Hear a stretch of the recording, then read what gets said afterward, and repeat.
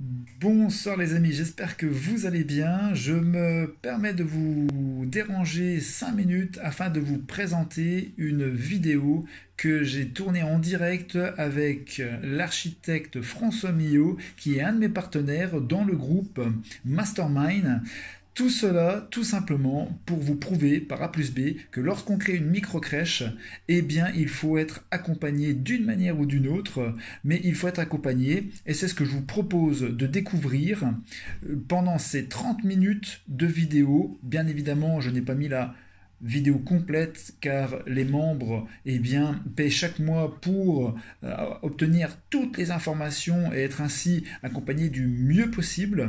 Donc pour cela, pour vous faire une idée et pour vous prouver vraiment complètement qu'il faut que vous fassiez accompagner, donc n'hésitez pas, si ensuite vous êtes intéressé, de cliquer sur le lien sous la vidéo pour découvrir la présentation de ma masterclass et ainsi éventuellement vous inscrire pour nous rejoindre dans cette masterclass et ainsi profiter de l'accompagnement que je propose avec tous mes partenaires experts en création de microcrèches pour vous accompagner collectivement vers votre réussite.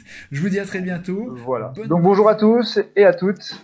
J'espère que vous allez bien. Je suis aujourd'hui en présence de François Millot, architecte expert en création de microcrèches, avec qui, Bonsoir.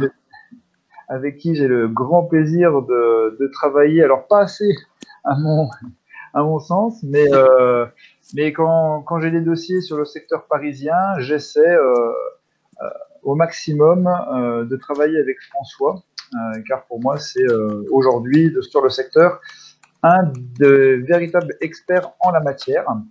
Donc François, je vais te laisser, si tu me le permets, la parole pour que tu puisses eh bien, te présenter. Et puis ensuite, on prendra le déroulé de la visioconférence en essayant de répondre au maximum aux questions qui ont été posées par les membres. Et puis, s'il y en a d'autres, eh bien, moi, je m'occuperai des questions en direct et je te laisserai ensuite répondre à celles-ci. Voilà, François. Alors bonsoir à tous. Donc je m'appelle François Millot, je suis architecte et j'ai eu la chance il y a une dizaine d'années à Paris, dans un local existant dans le 9e arrondissement de Paris, d'aménager ma première micro-crèche de 10 berceaux pour une amie qui m'avait qui m'avait proposé de m'en occuper puisqu'elle était porteuse de projet pour lancer sa première micro-crèche. Et ça m'a permis de découvrir un peu ce projet et ce programme qui est assez particulier. Voilà, depuis, je dirais que j'ai travaillé sur une douzaine de projets. J'ai cherché avec des porteuses de projets, j'ai fait énormément de visites pour trouver des locaux, ce qui n'était pas facile, parce qu'en réalité, la grande difficulté finalement, c'est de trouver le bon local. Et j'ai eu la chance quand même de concrétiser 7 ou 8 projets en simple micro-crèche, donc 10 berceaux, et en double, donc 20 berceaux. Le projet le plus intéressant, je dirais pour moi, était la construction vraiment d'un bâtiment il y a 4 ans en région parisienne, dans l'Essonne, d'une micro-crèche de 10 berceaux, mais là on a construit un bâtiment complet d'environ 150 mètres carrés. Voilà, donc je vais pas dire que je suis pas vraiment un expert, mais disons que je connais quand même bien le sujet. Euh, il faut savoir quand même que chaque PMI a des exigences qui peuvent varier selon les PMI. Et du coup, on a toujours pris l'habitude, j'ai pris l'habitude avec mes porteuses de projet de faire une esquisse du projet et de le présenter systématiquement à la PMI en amont parce que parfois on a des bonnes ou des mauvaises surprises. Enfin, chaque PMI a un peu ses desiderata, c'est sa façon de travailler qui peut modifier un petit peu le plan et le projet. Voilà. D'accord. Voilà, donc Très voilà à peu bien. près pour ma personne concernant les crèches et les micro-crèches Super. surtout. Super. Alors effectivement, quand tu dis que tu n'es pas un expert, moi comparé à beaucoup d'architectes, moi je te considère comme un expert. Pourquoi? Parce que tu as déjà travaillé sur bon nombre de projets, ce qui n'est pas le cas de C'est tous les vrai, architectes. absolument. Donc et puis on a la chance de travailler quand même avec toi régulièrement. Bon, je peux moi, à mon sens, dire que tu connais ton boulot et que Non, je connais quand même bien le sujet, absolument. voilà, voilà. Donc, alors aujourd'hui, François, pour les membres du groupe, donc déjà un grand merci pour ta participation. C'est un Euh, plaisir. voilà. Donc aujourd'hui, on va essayer d'aborder en gros trois phases. Euh, Mhm. la base, donc lorsqu'on recherche un local, qu'est-ce qu'il est important de regarder en priorité, d'accord? Ouais. Moi, je m'occuperai ultérieurement de dire aux membres comment on essaie de, enfin, quelles choses on met en place pour essayer de trouver le plus rapidement possible un local, même si, comme tu l'as dit, et je suis entièrement d'accord avec toi, c'est pour moi la chose dans le projet de microcrèche la plus difficile à obtenir. Ouais, absolument. Ouais. Donc ça sera la première chose. Lorsqu'on visite les locaux, euh, qu'est-ce qu'il nous faut regarder, qu'est-ce qu'il nous faut prendre en considération et même anticiper. Ensuite, Mhm. on, on va parler de la phase de travail. Ton travail, une fois qu'on a trouvé le local, qu'on pense avoir trouvé le local, on fait appel à toi pour avoir ton avis professionnel. Alors après, tu expliqueras, si tu me le permets, t'expliquera tout simplement, à partir du moment où on fait appel à toi, quelles sont les deux étapes que tu vas gérer, donc la préétude, Mhm. l'étude du dossier et puis les travaux. Et ensuite, dans un troisième temps, eh bien, on essaiera de répondre, si on ne l'a pas fait déjà, aux quelques questions qu'on a pu avoir sur le groupe. D'accord. Voilà. Est-ce que Parfait. c'est bon? Ça te convient, François? Pas de Ouais, souci? ouais, non, très bien, très bien. C'est parfait. Très bien. Donc pour les membres, je précise quand même, le temps précieux de François, eh bien, on va pas non plus déborder sur des heures et des heures. Donc François nous octroie 1 heure de son temps. Donc on va essayer de ne pas trop dépasser. On va essayer de respecter le timing. Voilà. Donc François, lorsque on se lance dans le projet de microcrèche, on va imaginer que je suis le porteur de projet et je te dis François, voilà, je m'y connais un petit peu, j'ai trouvé un local. Déjà, vers Mhm. quel local tu conseillerais les personnes d'aller? Est-ce que ça serait plutôt du local commercial? Est-ce que ça serait plutôt du locatif avec un changement de destination? Le plus facile pour toi déjà pour commencer les recherches. Absolument. Alors, le plus facile, c'est indéniablement un local commercial dans un immeuble neuf. J'ai eu l'occasion de travailler sur trois projets, d'ailleurs dont je n'ai pas suivi le chantier, mais il y en a un qui s'est concrétisé à Deuil-la-Barre, en région parisienne. Et là, c'est très facile pour tout le monde parce que le local commercial dans un immeuble neuf est déjà accessible aux handicapés. Ça, c'est là, et là, ce sera valable pour tous les locaux, y compris sur des locaux existants dans de l'ancien ou dans du bâtiment récent, mais plus ancien. Il faut absolument que le local soit accessible aux handicapés. C'est impératif parce que la microcrèche, c'est un établissement recevant du public, un ERP 5, c'est un petit ERP, mais il faut absolument que une personne à mobilité réduite puisse y entrer, enfin y accéder. Et d'ailleurs, si, je fais toute petite parenthèse aussi, une fois que cette personne est entrée, il faut éviter aussi les dénivellations intérieures, c'est-à-dire les marches qui arrivent parfois dans des locaux, hein, je l'ai vu plusieurs fois, parce que ça oblige à mettre des rampes, enfin ça perturbe pas mal de choses, même pour les petits, les enfants, c'est pas idéal.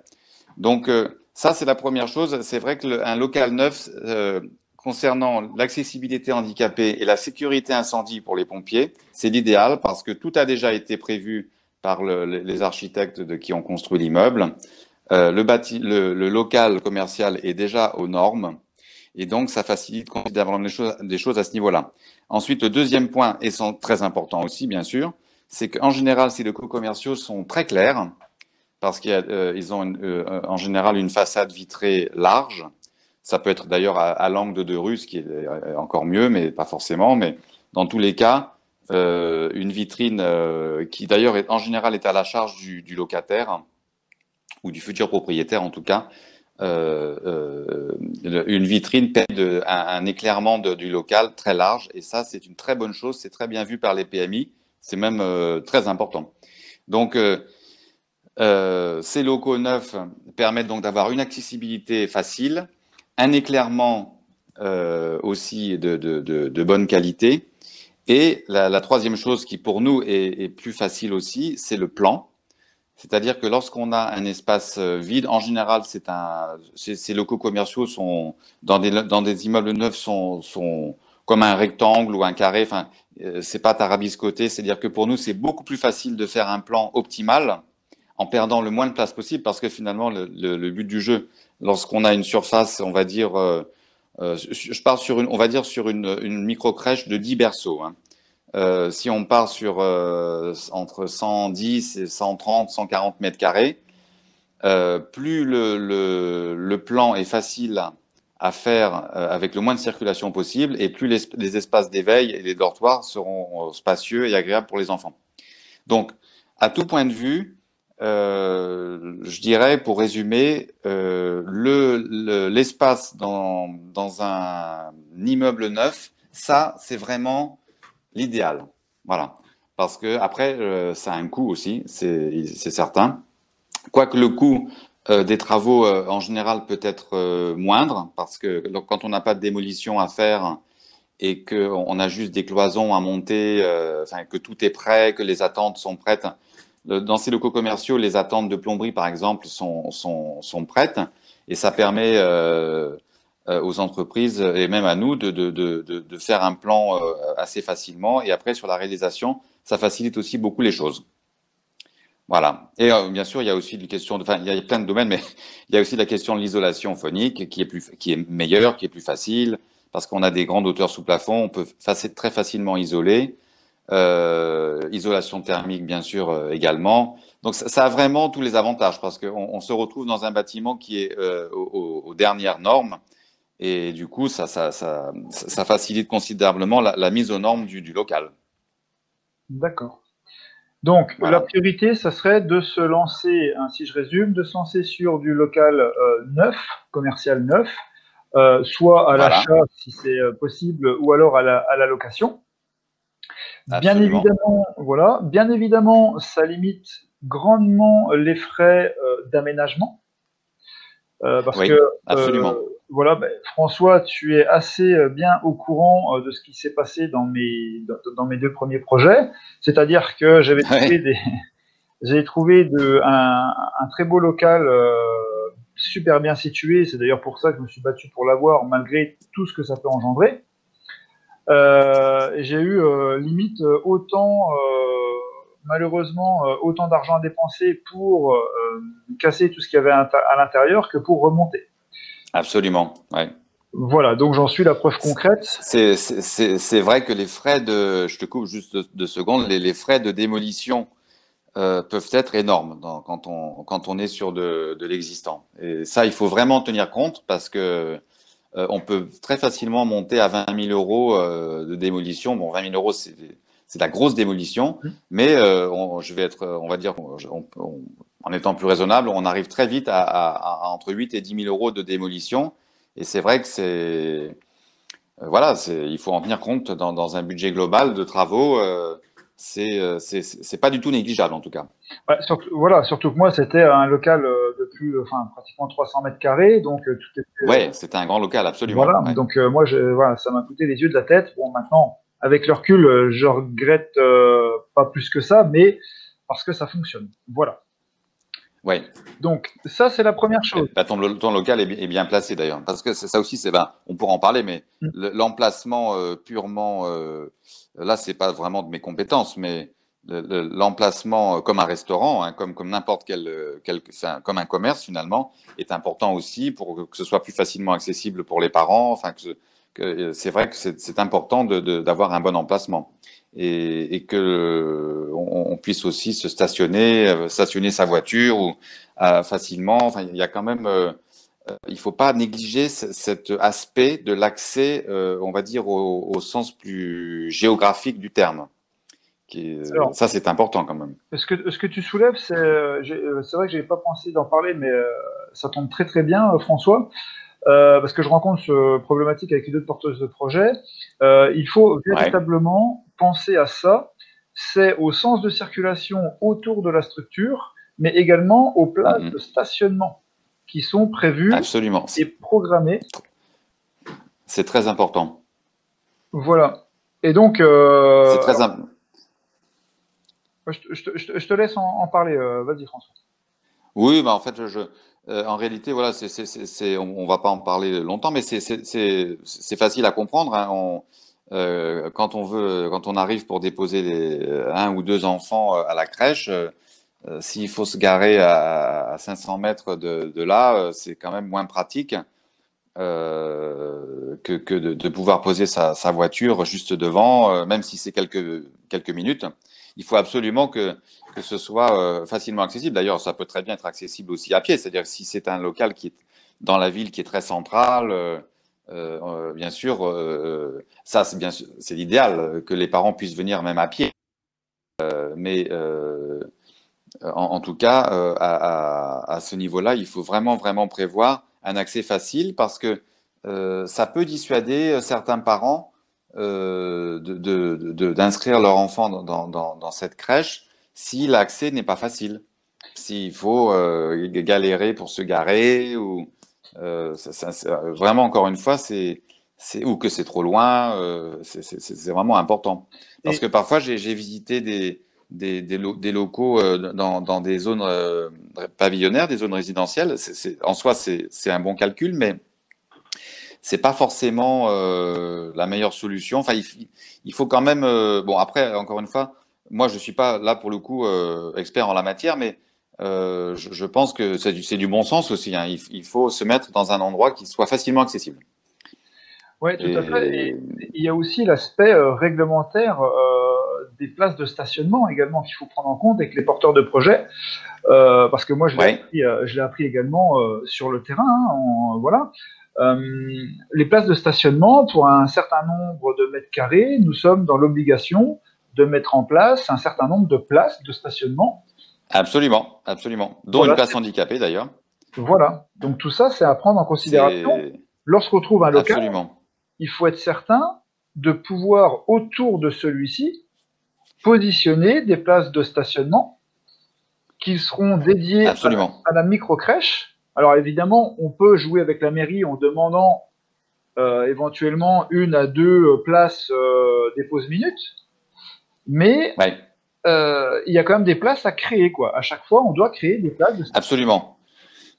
C'est vrai que, alors moi, qui suis parisien, à Paris, c'est un peu différent parce qu'à Paris, comme tout le monde le sait, il y a un vrai problème de stationnement et du coup, là, les crèches parisiennes n'ont pas cette obligation, sur des micro-crèches en tout cas. Ça, c'est vrai que à Paris, on peut pas demander quand on est dans une petite rue, et ce qui est le cas de beaucoup de micro-crèches.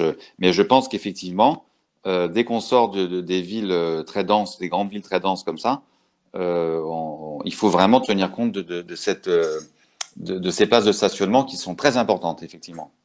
D'accord. En général, d'ailleurs, c'est minimum 2 voire 3 places, plus la place handicapée. Enfin, là-dessus, c'est un peu en fonction de la mairie, comme tu dis, Johan. Après, c'est à négocier aussi avec la mairie. C'est ça. Tout à fait. Il faut un certain. Alors après, ça dépend de la mairie, ça dépend du PLU, du certificat, etc. Absolument, ouais. Voilà. Et donc, en fonction de un certain nombre de mètres carrés, la mairie vous impose une place de parking pour tant de mètres carrés de construction. En gros, c'est ça. Donc, Absolument.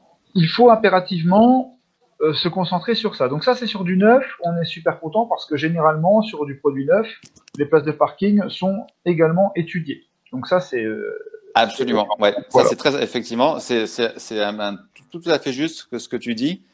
D'ailleurs, j'ai eu le cas, pas pour une micro-crèche, mais c'est un petit ERP aussi pour un magasin d'optique.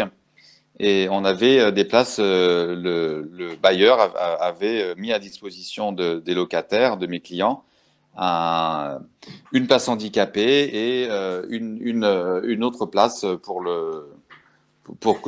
rendre le magasin plus accessible. C'est assez marrant parce que, mais pour la crèche, oui, effectivement, dans le cadre des programmes neufs, il y a toujours un certain nombre de places qui sont prévues pour les locaux commerciaux. Donc ça facilite beaucoup les choses, effectivement, absolument. D'accord. Donc ça c'est fait. Alors on va dire que l'idéal c'est le local neuf.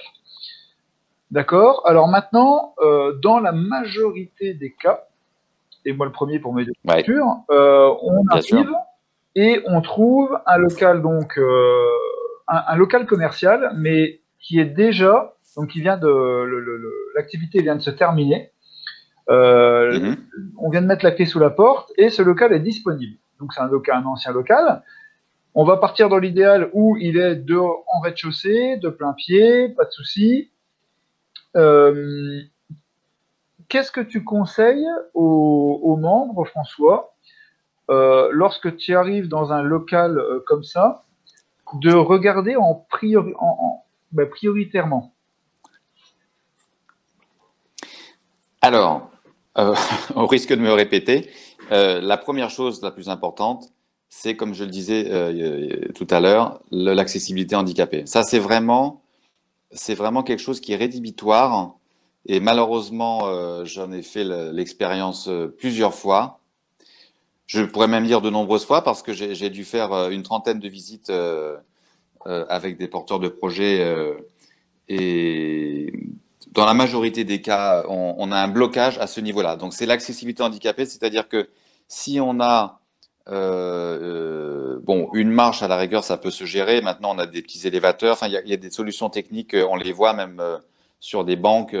J'ai vu encore l'autre jour, on a des seuils qui sont maintenant mobiles. Enfin, on a des petits élévateurs, tout ça. Mais il faut vraiment limiter les locaux qui sont accessibles par des marches. C'est-à-dire 1, 2, 3 marches, 4 marches, des dénivellations, parce que j'ai visité l'année dernière un très joli local avec une porteuse de projet à Boulogne-Billancourt. C'était sur un jardin. Vraiment, il y avait tout ce qu'il fallait, des baies vitrées, c'était calme, c'était clair. Il y avait un espace disponible pour les enfants dans le jardin.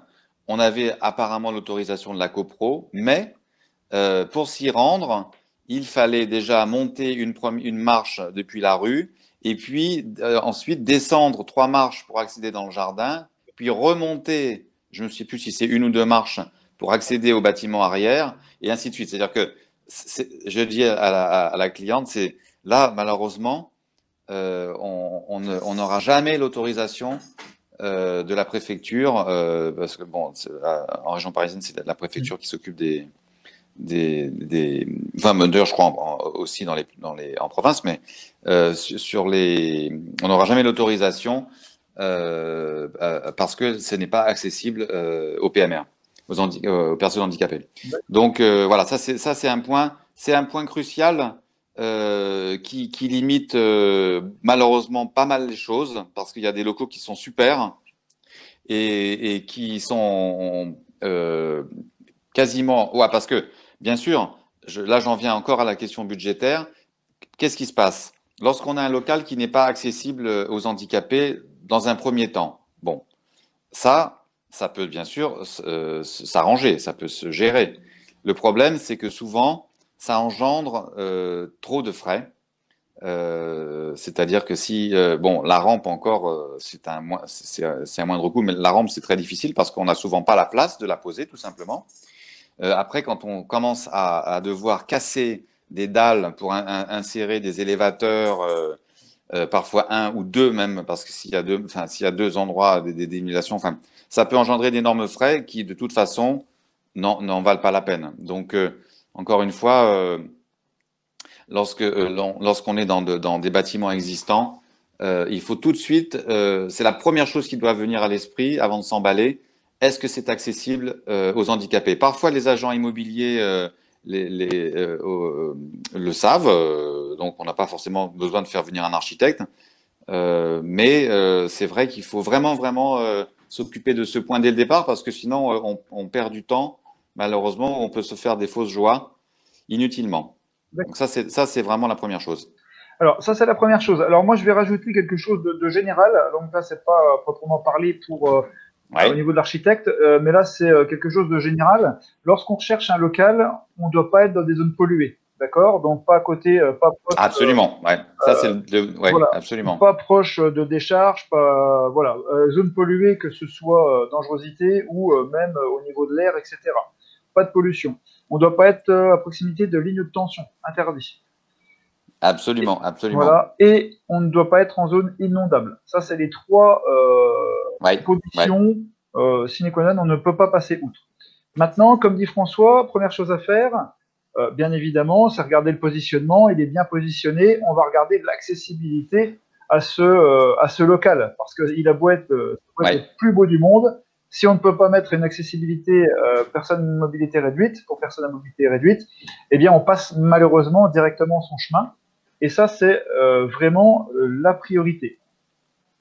Ouais, absolument. Ensuite, François, une fois, alors, j'aurais dû le noter, parce que tu as dit quelque chose tout à l'heure, mais c'était un point à aborder également, mais c'est pas grave, ça va en revenir. Donc, on a parlé de l'accessibilité handicapée. Donc là, hop, on est sur et toujours idéalement, on est sur un plein pied, pas de marche, rien. Le local, il est bien, on avance. Qu'est-ce qu'on doit Voilà, donc une fois que donc on va dire le passage entre l'espace public et donc en général donc bien sûr la rue, entre l'espace public et l'accès au local, si ce passage est accessible aux handicapés, voilà déjà une bonne première étape de franchie. Et comme tu disais effectivement, c'est très important aussi effectivement cette histoire de lieux non pollués. On pourra reparler rapidement après du diagnostic RO qui est demandé par certaines PMI. De ce que je sais, ce n'est pas systématique. En tout cas, à Paris, ça ne l'est pas. Mais effectivement, une fois qu'on est rentré dans le local et qu'on est accessible aux handicapés, on a déjà une première bonne étape de franchie. Ensuite, il y a plusieurs critères que demandent des PMI. Les deux critères, je dirais, les plus importants, outre l'organisation du plan, qui est très importante aussi, hein, parce que il ne faut pas négliger le plan intérieur, on ne peut pas faire n'importe quoi au niveau du plan. Mais la première chose que les PMI demandent toujours, c'est un bon éclairement du local. C'est-à-dire qu'il faut absolument quand même que au moins les espaces d'éveil soient bien éclairés.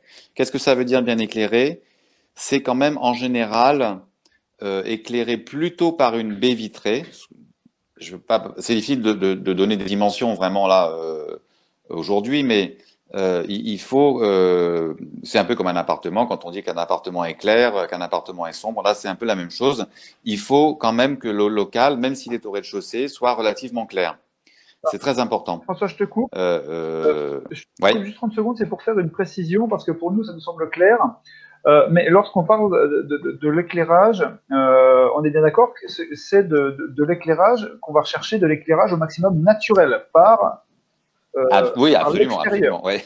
C'est vrai que j'ai pas spécifié effectivement, mais absolument, comme tu dis, il s'agit d'un éclairage naturel, c'est-à-dire vraiment la lumière du soleil, pas forcément direct d'ailleurs, parce qu'un local peut être très clair même s'il n'est pas éclairé directement par le soleil.